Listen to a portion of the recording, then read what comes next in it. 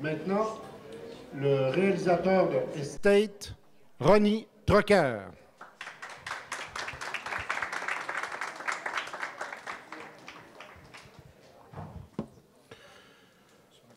Oui. Bonjour. Bonjour.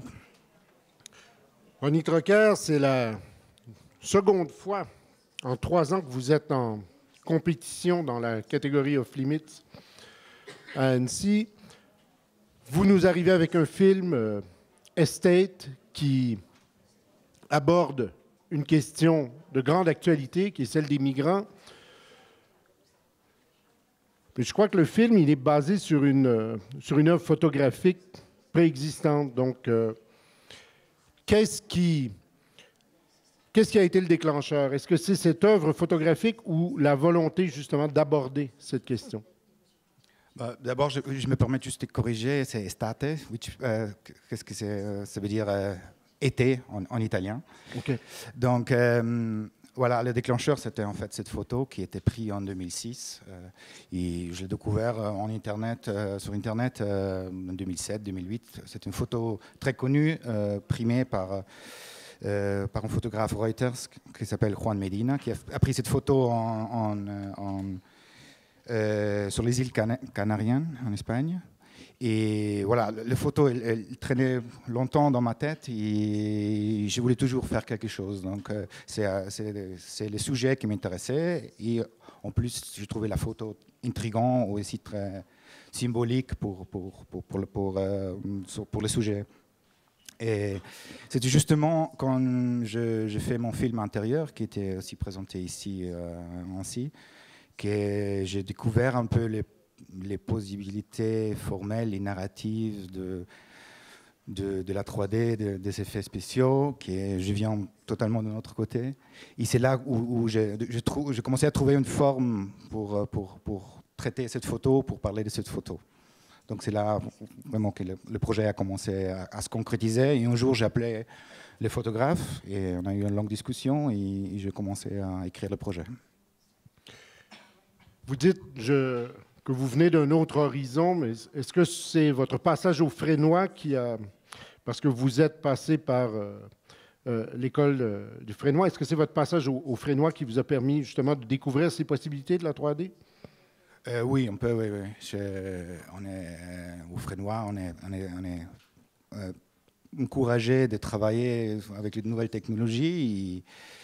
Et donc voilà, c'est là où j'ai découvert un peu les possibilités qu'on peut avoir. Et c'était une sorte d'ouverture d'esprit pour moi, ce passage là-bas. Votre film précédent, donc, Gli Immacolati, c'est ça? Exactement.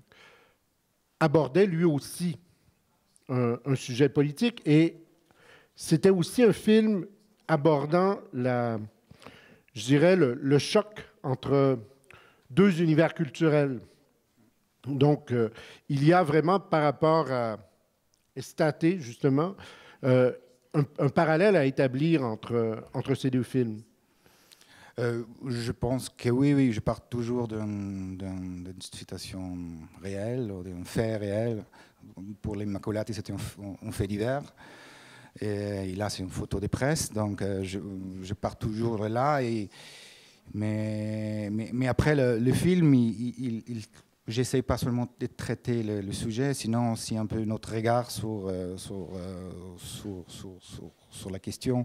C'est-à-dire je pense qu'Estate est devenu aussi un film plus que sur les réfugiés, sur nous, comment on le regarde, ou sur nous, comment on prend les photos, ou sur nous qui on produit des films. Donc, si on sort d'autres réflexions, toujours. Et je pense que dans l'Immacolati, il y a un peu la même chose. Est-ce que Estate et Gli Immacolati sont, dans un certain sens, des documentaires? L'Immacolati, c'était plus concrètement documentaire parce que ça raconte une histoire très très précise. Là, je pars d'une situation qui était documentée par un photographe, mais leur champ c'est une invention.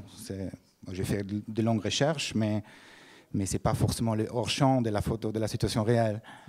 Donc je ne sais pas si on peut parler de documentaire ou pas. Et après, ce n'est pas forcément une question que je me pose quand je commence le projet. C'est-à-dire, c'est aux autres après de définir.